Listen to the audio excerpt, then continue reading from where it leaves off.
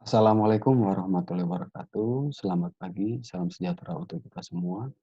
Pada hari ini kita akan kuliah ventilasi pertambangan ya dengan materi dengan topik bahasan explosive matter ya.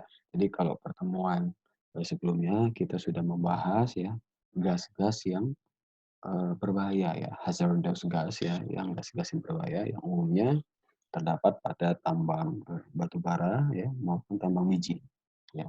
Jadi kalau kita berbicara tentang gas-gas ya, jadi selain dia aspek kepada keselamatan ya, eee, ke yang berimplikasi dengan potensi ledakan ya, di sisi lain juga dia yang paling,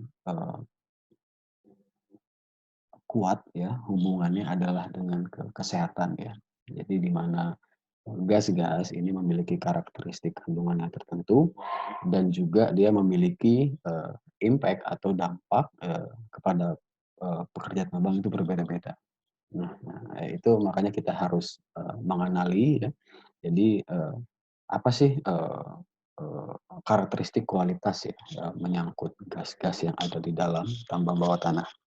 Oke, kalau kemarin kita sudah membahas tentang, gas-gas, sekarang kita akan membahas tentang explosive matter ya. Ini sebenarnya, gabungan ya, jadi nanti ada beberapa juga sedikit gas, tetapi dia hanya fokus kepada karakteristik, eee eee, bahan-bahan yang memiliki sifat eksplosif ya, explosive matter ya. Berarti, bahan-bahan yang berpotensi, menimbulkan ledakan. Mhm. Jadi apa itu explosive matter ya? Jadi, bahan yang gampang meledak. Secara umum kebakaran dapat terjadi ya bila dipenuhi 3 unsur kebakaran ya, yakni adanya api, oksigen, dan bahan bakar ya. Ini disebut dengan triangle fire. Sedangkan ledakan ya, jadi, eee, bedakan ya antara kebakaran ya dengan ledakan ya. Jika ledakan ini ada 5 syarat ya, kalau tadi relatif hanya 3, kalau ledakan ini umumnya dipengaruhi oleh 5 syarat, yaitu panas ya, heat ya, bahan bakar ya, oksigen ya, hampir sama seperti sama, kebakaran. Tetapi dia, terdapat penambahan ya, 2 faktor, yaitu ruang terisolasi ya atau confinement ya, dan adanya tahanan ya, suspension ya. Jadi memang, eee sangat erat ya kaitannya terhadap ledakan batu bara ya yang terjadi di dalam tambang bawah tanah yang umumnya dia adalah, merupakan suatu zona confinement ya. Jadi kalau kita lihat ya, apalagi di tambang bawah tanah yang notabene akses oksigennya ya, indeks oksigennya sangat terbatas, ini menyebabkan, adanya ruang isolasi ya, ruang isolasi pada tambang bawah tanah. Kemudian ada tahanan ya atau suspension ya. Jadi kalau kita berbicara mekanika fluida ya, jadi laju laju suatu aliran fluida itu sangat dipengaruhi oleh resistensi di, udara penambangan, bawah tanah juga seperti itu. Jadi, akan banyak resistensi, akan ada banyak tahanan ya, tahanan macam-macam ya pada tambang, bawah tanah ya, bisa dari karakteristik sap itu sendiri ya, kemudian secara eksternal juga ada bagaimana Eee, apa, instalasi dari ventilasinya apakah baik atau tidak, nah itu sangat mempengaruhi, ya. Nah ini, ilustrasi ya antara kebakaran ya dan ledakan ya. Jadi memang ada penambahan faktor ya, ya ada confinement ya dan juga suspension. Ya jadi kalau kebakaran itu segitiga api ya kita bilangnya, kalau ledakan itu segi 5 ya. Nah ya, jadi kalau kita berbicara tentang explosive matter ya, itu adalah sekumpulan material ya. Jadi dia bisa berbentuk debu yang akan nanti dijelaskan dan juga dia merupakan gas ya. Tetapi tidak semua gas itu dia memiliki sifat eksplosif ya. Jadi sifat eksplosif yang dimiliki oleh gas itu salah satunya adalah gas metana ya atau kita sebut unsur kimianya CH4 ya. Jadi kalau kita berbicara metana, dia adalah gas yang dominan muncul ya pada tambang batu bara ya, baik itu tambang terbuka ya dengan tambang bawah tanah. Tetapi kenapa metana di dalam tambang bawah tanah ini harus kita kendalikan ya karena itu tadi ya, karena eh, secara karakteristik tambang bawah tanah itu merupakan suatu area yang sangat minim oksigen ya, intake udara sangat minim. Jadi itu sangat berpotensi untuk terjadinya ledakan ya, khususnya yang disebabkan oleh metana. Tetapi kalau sebalik kalau tambang terbuka ya, karena dia berhubungan langsung dengan udara luar, udara atmosfer ya, jadi dia implikasi terjadi ledakan itu sangatlah minim ya. Nah, kalau kita bilang karakteristiknya ya, jadi nah ini coba ya. Jadi kecelakaan kerja pada tambang batu bara ya dapat berupa kebakaran dan ledakan yang disebabkan oleh adanya gas metan ya. Gas metana yang terdapat di dalam batu bara dia bervariasi ya. Yang pertama batu bara coklat ya atau kita sebut antrasit ya, brown coal antrasit, umumnya sedikit gas metana ya. Sedangkan pada batu bara bituminus dan subbituminus dia lebih banyak ya. Jadi semakin tinggi ya tingkat peringkat batu bara ya, dia gas metannya akan relatif sedikit ya. Karena pada saat proses terjadinya kenaikan peringkat ya, gas metana itu rilis ya. Jadi rilis ya. Jadi dia umumnya relatif sedikit ya untuk yang peringkat tinggi. Tetapi kalau peringkat rendah dia umumnya masih banyak ya karena akumulasi gas metananya masih belum rilis. Yang kedua adalah batu bara keras atau padat ya, hard and dense coal ya. Dia sedikit gas metan ya. Nah, sedangkan batu bara yang lunak atau brittle coal dia lebih banyak ya. Kenapa bisa begitu ya? Karena pada dasarnya batu bara yang lunak atau brittle coal ya, dia relatif memiliki banyak fracture ya, memiliki banyak bidang-bidang lemah yang notabene ini bisa mengakumulasi dari gas metan ya. Nah, sedangkan kalau batu bara yang relatif dia keras, compact ya, dia akumulasi gas metannya relatif sedikit. Tiga, batu bara yang pengendapannya terganggu ya atau high volatimeter ya mungkin sangat banyak melepaskan gas metan. Oke ya. Kemudian yang keempat ya, lapisan batu bara yang memiliki patahan ya dan juga lipotan ya, mungkin sangat banyak melepaskan gas metan ya. Jadi seperti yang saya bilang tadi ya. Jadi patahan dan bidang-bidang kekar lainnya dia merupakan kontrol akumulasi dari gas metana. Kemudian bagian atas dan bagian bawah ya, floor ya, terbentuk dari serpial material lempungan yang tahan api, impermeable glacial dapat mengeluarkan banyak gas metan. Ya. Sedangkan pada lapisan endapan pasir kasar ya akan sedikit gas metan yang dihasilkan. Nah, jadi kalau kita berbicara kenapa pada lapisan pengapit yang didominasi oleh lapisan impermeable dia banyak mengeluarkan gas ya karena pada batu bara yang memiliki impermeable glacial ini atau lapisan pengapit yang tidak memiliki sifat porositas ya dan permeabilitas yang tinggi ya jadi gasnya pun juga lebih banyak terakumulasi di dalam ya jadi karena dia diapit oleh lapisan yang udara tidak bisa keluar ya nah, jadi gas metana yang ada di dalam batu bara relatif akan terakumulasi. Tetapi jika lapisan pengapit ya atau overburden, interburden pada batu bara itu dia bersifat permeable ya, maka gas-gas yang ada di dalam batu bara itu tidak mau akan rilis ya, akan rilis keluar ya. Jadi akumulasi gas metana ya pada batu bara tersebut juga akan semakin berkurang.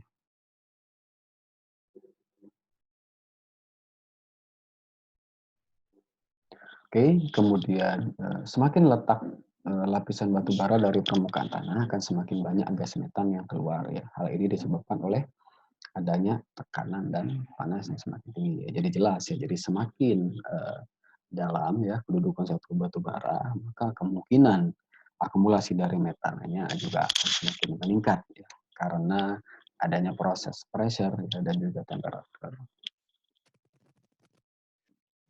Ya, pada umumnya pelepasan gas metana ya dari lapisan batu bara dapat berupa pelepasan bebas ya, emission ya, dan juga keluar dari celah batu bara.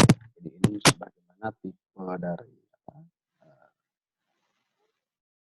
keluarnya gas metana dari batu bara. Jadi ini bisa dilihat ya, ini adalah proses pembentukan gas-gas metana pada batu bara ya. Jadi bisa dilihat, jadi ini adalah peringkat batu bara lignit ya. Subbitum itu bituminus ya, antrasit dengan terakhir grafit ya. Walaupun jarang sekali batu bara di Indonesia mencapai fase ini ya. Jadi bisa kita lihat ya pada fase lignit sampai bituminus ya, dia dipengaruhi oleh terjadi proses biogenik metan ya. Jadi biogenik metan ya, jadi bagaimana metan yang dihasilkan juga merupakan hasil dari biogenik ya. Jadi rekayasa bakteri biogenik makhluk hidup organik ya. Kemudian ya pada fase subbituminus ya, sampai antrasit dia lebih juga dipengaruhi juga metan yang secara thermally ya, jadi secara panas terbentuk.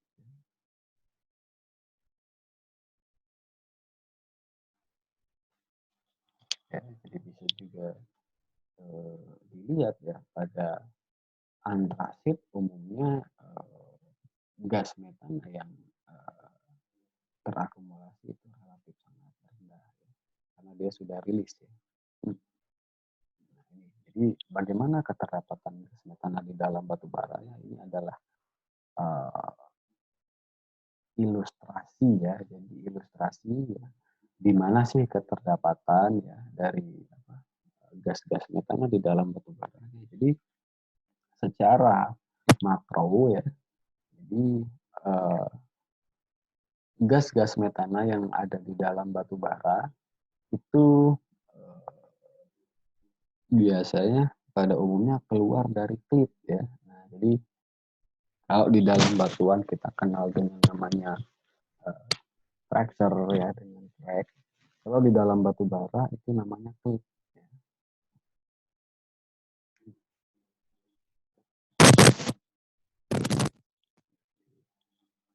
Klit itu dibagi butt klit ya, yang ke bawah ya, dan face klit ya, sejajar. Nah, bahkan sekarang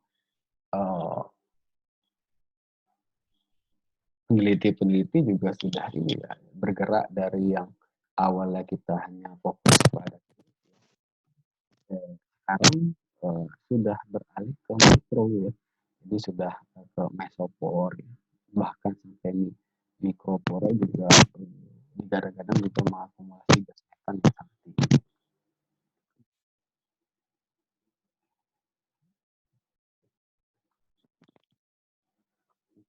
ya. Ini masih ini adalah bentuk ya, bentuk batu bara dengan klipnya yang bisa dilihat ya, ini batu klip ya, dan ini face klip ya. Jadi memang kalau di dalam batu bara yang berlokasi di daerah yang tingkat tektoniknya sangat tinggi ya, jadi di mana ini bisa menghasilkan klip yang sangat intensif ya. Ini berpotensi juga untuk akumulasi dari gas metan. Jadi apa sih ya, implikasi dari metana? Salah satu adalah bakar ya.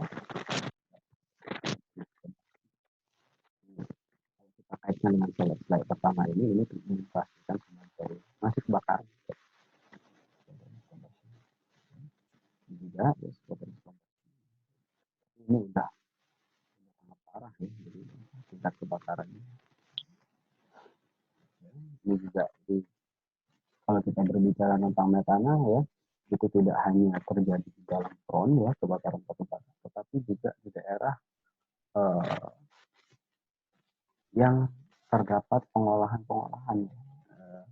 di dalam apa penyimpanan batu bara, cold storage itu juga berpotensi terjadinya ledakan. Nah, ya. Kalau tadi yang pertama tadi adalah gas metan, ya. Yang kedua ada eh, golongan main aerosol ya. Jadi explosive matter yang pertama tadi adalah gas metana, ya. Yang kedua adalah main aerosol. Ya. Di mana main aerosol ini dibagi-bagi ya. Salah satu adalah debu. Nah, gas. Ya. Nah, ya, jadi kalau kita bilang aerosol, ya, jadi banyak sekali klasifikasinya ya. Ada dust, ya, fumes, ya, smoke, ya, dan juga haze. Ya. Dan di mana ini dibedakan berdasarkan karakteristik ukuran dari material tersebut. Ya. Jadi bisa kita lihat das ini ya, dia bervariasi ya. Jadi uh, bisa 1 sampai 100 mikrometernya ya diameternya, uh, tapi dia pada umumnya dia 1 sampai 20 mikrometer. Ya.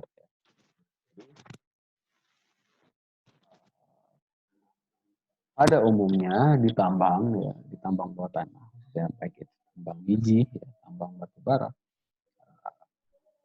Variasi-variasi dari sekian banyak tipe dari aerosol ini adalah bentuk debu. Ya, bentuk debu adalah ukuran yang paling pada umumnya selalu hadir ya di dalam bawah tanah. Ya. Jadi di mana saja ya penghasil debu-debu pada tambang. Ya. Jadi yang pertama yang jelas itu blasting activity ya. Pada proses peledakan ya pasca peledakan ini menghasilkan debu-debu. Ya. Coalgating. Jadi apa, tempat pengambilan ya pengambilan batu bara, tempat pengambilan material ya itu sangat uh, berhubungan dengan uh, produksi debu ya yang dihasilkan ya dimana apalagi kalau penambangan continuous miner ya continuous mining itu juga sangat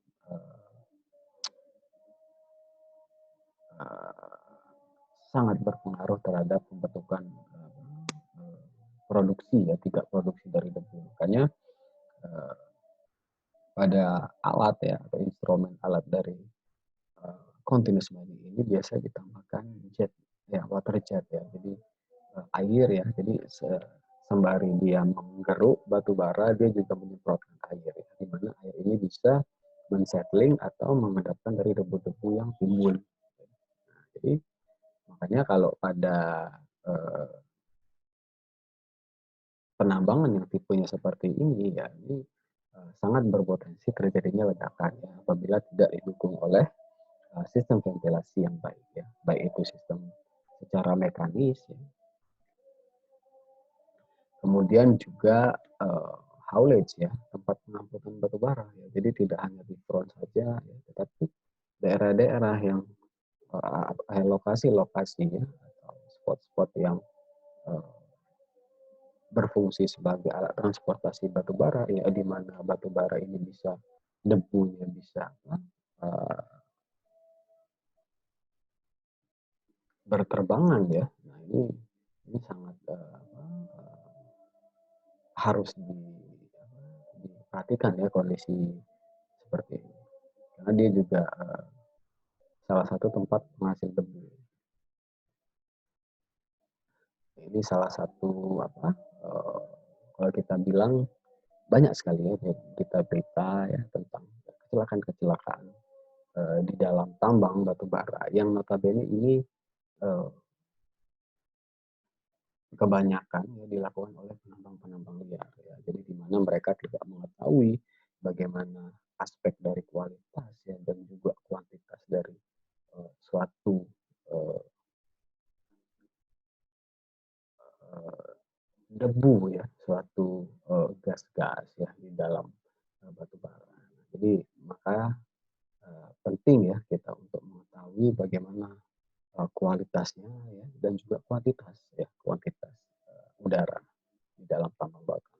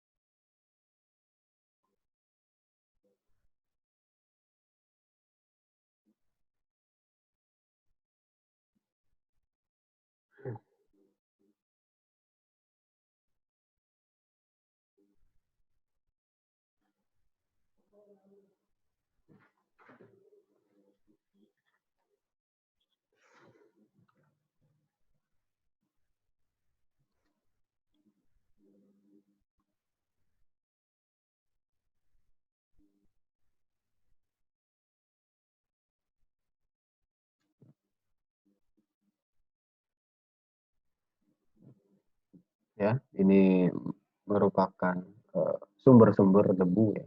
Ini bisa diperjelas lagi ya. Daerah ledakan ya, di daerah tempat pengambilan material ya, drum cutter ya, continuous miner, road header ya, kemudian conveyor ya, belt conveyor, chain conveyor ya. Jadi itu kemudian juga transportasi ya, batu bara menuju permukaan. Jadi ini merupakan spot-spot ya yang berpotensi sebagai penghasil debu ya, yang tinggi di dalam tambang bawah tanah. Ya. Nah, ya, jadi kalau kita berbicara debu pertambangan ya, debu secara klasifikasi fisik termasuk dalam kategori aerosol ya, yaitu hamburan ya, partikel padat dan cair ya di dalam medium gas udara ya. Di mana di dalam tambang bawah tanah debu ini dihasilkan oleh aktivitas penambangan seperti pemboran, peledakan, pemuatan, pengangkutan dan penumpahan. Ya. Ini berdasarkan Balai Diklat ya, tambang bawah tanah 2006. Ya.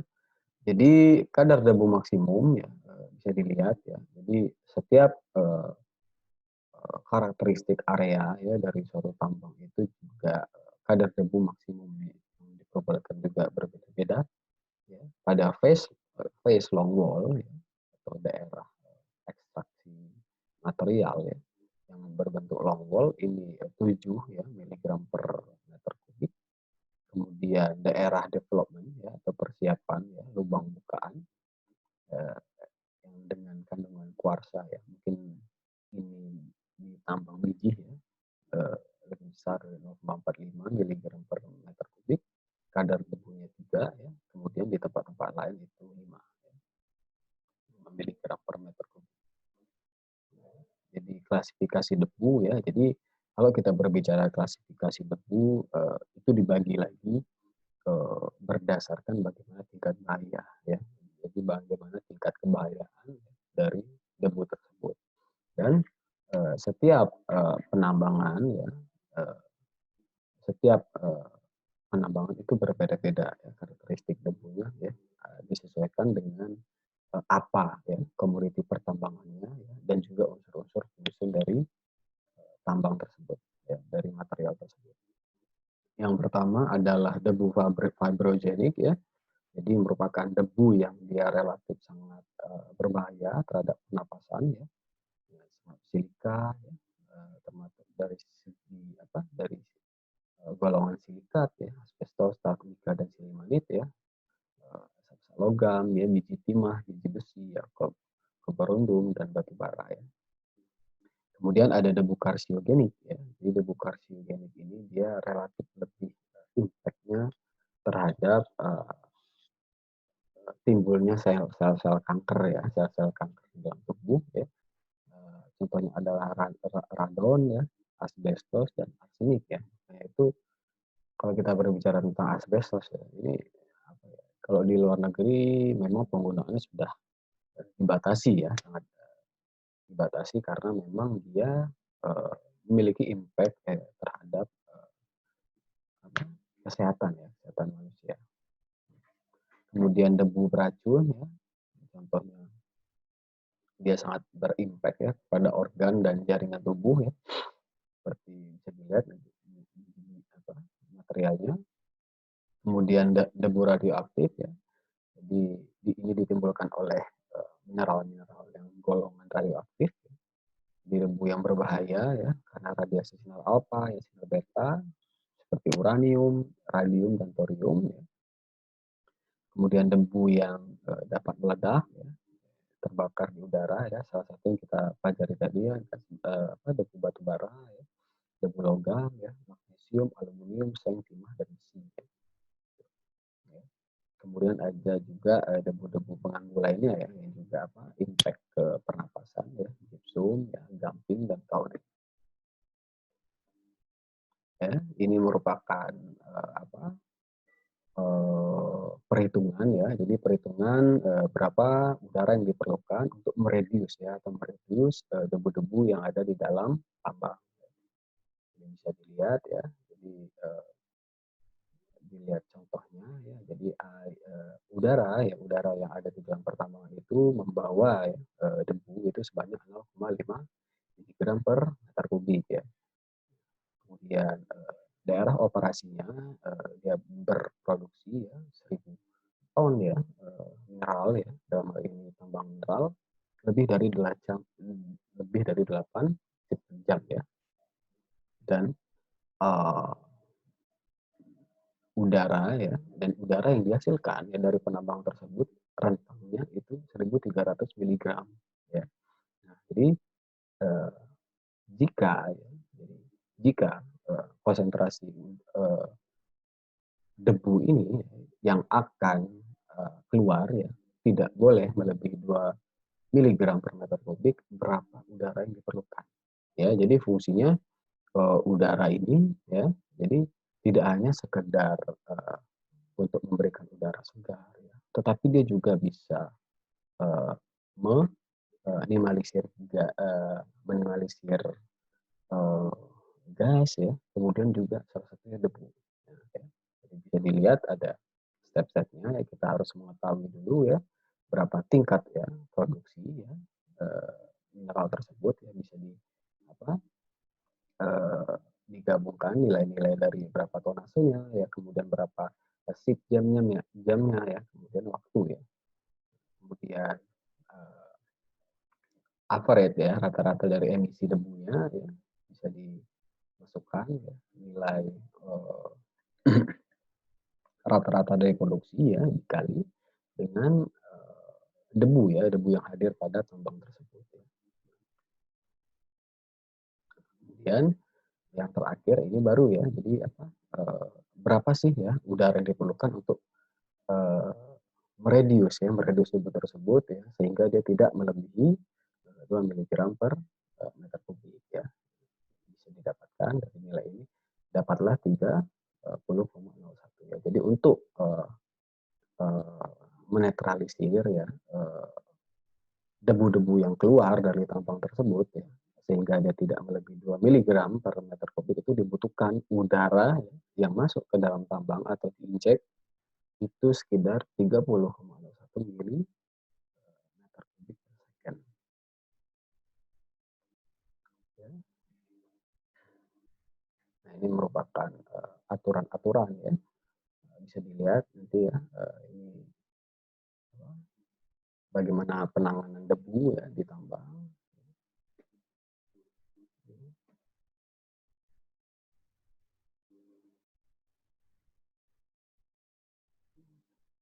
Oke, ini salah satu kejadian ya, kejadian kecelakaan ya, ledakan batu bara ya di Sawalunto, ya. Ini juga di Jepang ya, juga di dalam batu bara. Ya. Jadi, sekian kuliah dari saya ya tentang explosive matter ya. Semoga bermanfaat ya. Saya akhiri dengan wassalamualaikum warahmatullahi wabarakatuh.